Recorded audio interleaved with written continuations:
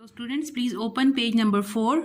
Here we have given these words and we have to find the words which match in the our poem from the poem. So a type of bag जो है वो किसको कहते हैं? Satchel. ये satchel जो है हमने इस तरह लिखना है. Reduce something to power by crushing. इसका मतलब होता है ग्राइंड, यानी किसी चीज़ को ग्राइंड करना. एक्सट्रीमली हंग्री, जो बहुत ज़्यादा भूखा हो तो उसको कहते हैं रेवेनियस. ये हमने इस पीछे जो है इस पोएम में पढ़ चुके हैं. मेड बेटर का मतलब होता है क्योर्ड, यानी किसी चीज़ को बनाना बेहतर तरीके से. कवर्ड इन लाइन्स और फोल्ड्स, इसका है रिंकल्ड, जैसे कि झुर्रियाँ पड़ जाती हैं. लाइन्स और फोल्ड्स फेस पे भी आ जाते हैं. केप्ट गोइंग, चलते रहना, इसका क्या है? कंटिन्यूड. ठीक है, ये आप इधर इस तरह लिखेंगे इसके स्पेलिंग्स. फिर स्टफ्ड फुल, स्टफ्ड फुल का क्या मतलब है?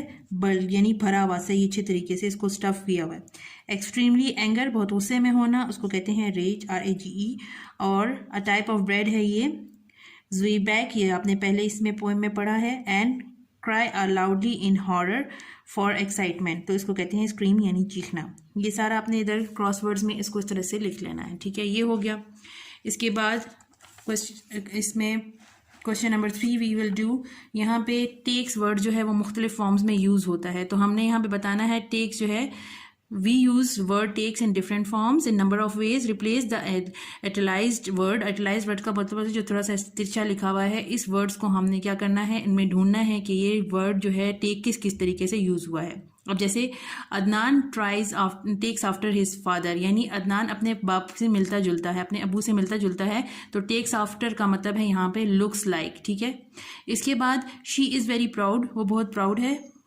Someone must take her down, किसी ना किसी को इसको नीचे पहुंचाना चाहिए, वो तो आसमान में उड़ रही है, तो ये टेक हर डाउन, यहाँ पे टेक जो है ह्यूमिलिएट करना चाहिए, किसी ना किसी को उसको अपनी औकात दिखानी चाहिए, ये इस सेंस में आया है. ठीक है.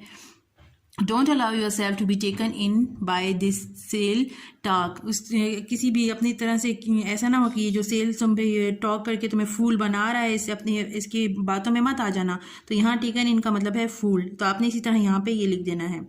His writing has taken a peculiar style, इसकी राइटिंग ने एक ख़ास स्टाइल डेवलप कर लिया है, तो ये टेकन जो है यहाँ पे डेवलप के सेंस में आता है.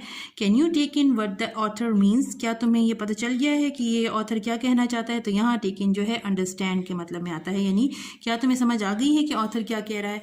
तो ये जो है एक ही वर्ड टेकन जो है वो किस तरह मुख्तलिफ तरीके से यूज़ होता है, यहाँ पे हमने ये एक्सरसाइज में कर लिया. आपने सिर्फ इसको अंडरलाइन करना है और यहाँ पे इसके बारे में बताना है कि यहाँ पे टेकन का क्या मतलब है और आगे क्या मतलब है. ठीक है, ये हो गया. इसके बाद इसका लास्ट जो है वो है पेज नंबर 6. एंड हेयर, यहाँ पे हमने क्या करना है, एडवर्ब बताना है. एडवर्ब आपको पता है क्या है, वर्ब जो है वो जो है उनके साथ जब कोई चीज़ ऐड करती हैं उसको क्वालिफाई करता है कि अच्छा है या बुरा है, क्या है, उस चीज़ को एडवर्ब कहते हैं. ये आप पिछली क्लासेस में पढ़ चुके हैं. Pick the adverb in the following sentences and say the word qualify.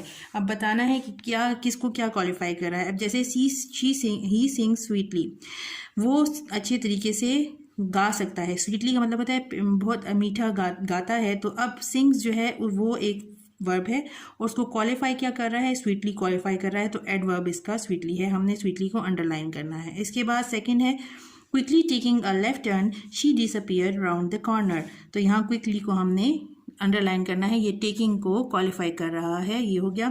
They didn't tell him much because he tells tales. तो यहाँ पे मच जो है वो इसका एडवर्ब आ गया है, बिकॉज को क्वालिफाई कर रहा है.